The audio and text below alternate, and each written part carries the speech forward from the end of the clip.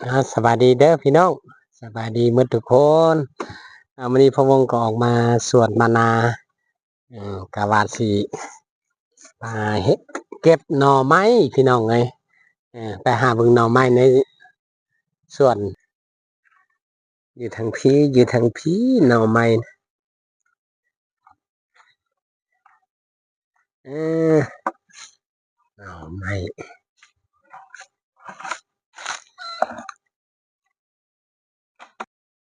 นี่เห็นแล้วหน่อไม้ต้นนี้มันก็อยู่แคมป์น้องเนี่ยแคมป์น้องกระโดดนำขึ้นมาหดแต่ละมื้อเด้หน่อใหญ่คักอีหลีไปเบิ่งอีกข้างเบิ่งนั่นเด้อมีบ่ข้างนี้ก็มีนี่ดิหน่อใหญ่ๆพุ่นแทงยอดขึ้นฮอดพี่ละ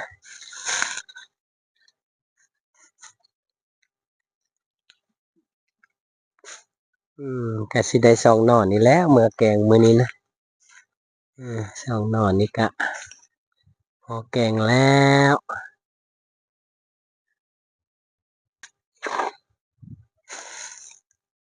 เด้อหน่อใหญ่นี่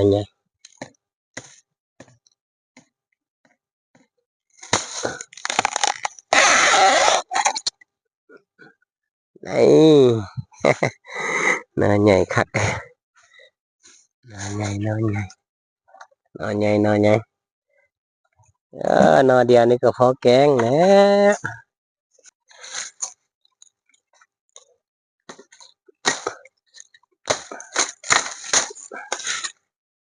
นี่เอ้ยหมดหมดแดงกัดนี่หมดแดง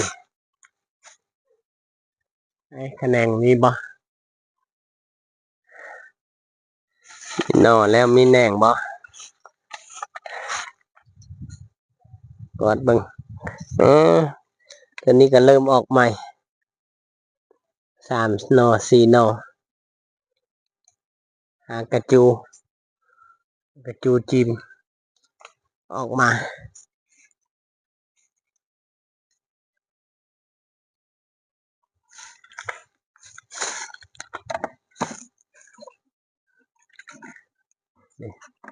พี่น้องได้แล้ว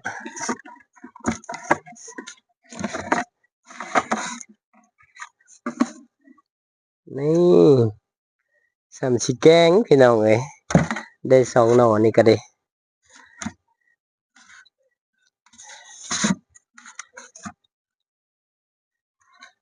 3สิกิน3สิถือว่าปลูกไว้แคมป์สวนแคมป์นาพอได้กินพี่น้องเอ้ยหมากเพชรหมากเขือ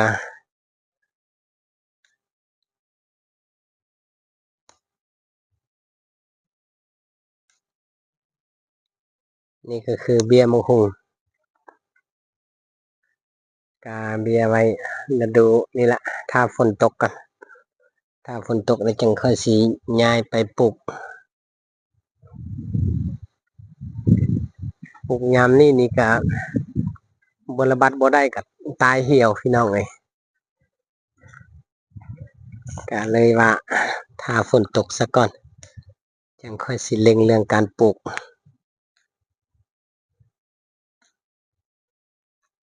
เอาพาพี่น้องไปเลาะทางเบื้องนี้กันเดี๋ยวนี้ก็มะม่วงก็เห็นหมากแล้วพี่น้องเอ้ยหากก็เป็นปีนี้เด้อนี่เด้นี่เด้ใหญ่เติบอะเด้ใกล้สิ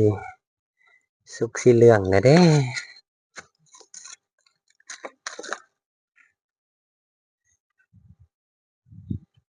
เป็นหมากทั้งเอ้าตัวนี้พัดออกดอกมาอีกเป็นหมากตลอดว่าซั่นน่ะ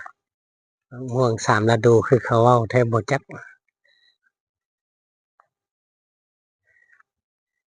ทางนี้ก็มีเป็นหมากแล้วทางพี่ก็ได้นะนี่เด้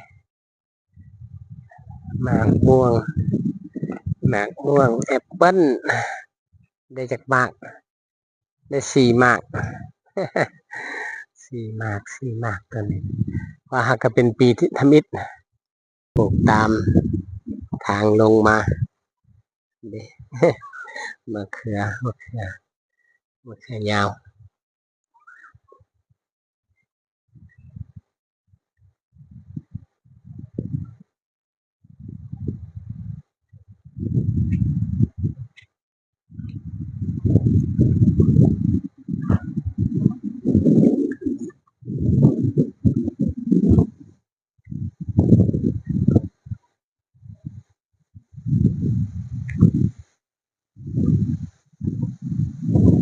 คือว่า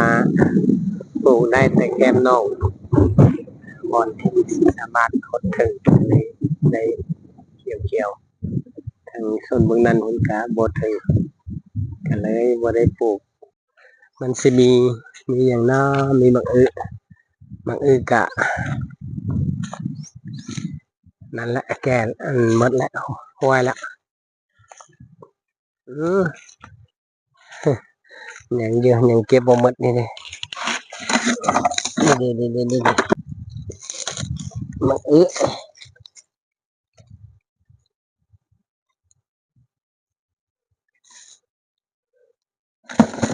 เก็บไปแกงใส่หน่อไม้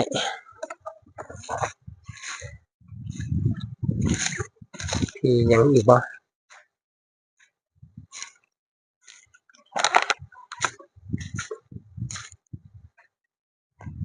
เออเดี๋ยวข้างนี้ยังอยู่นี่เด้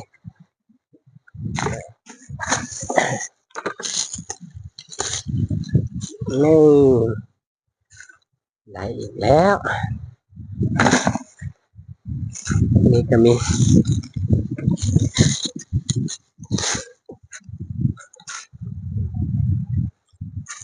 มันคักแท้ได้นี่เด้เห็นว่าหน่วยน้อยๆนี่แน่นอับหนึ่งกินแซ่บนี่หนึ่งกินต้มกินได้ทุกอย่างเป็นสังขยามักอึกะคัก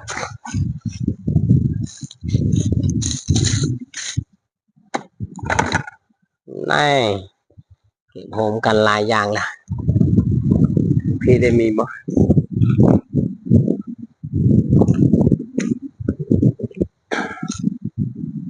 หมดแล้ว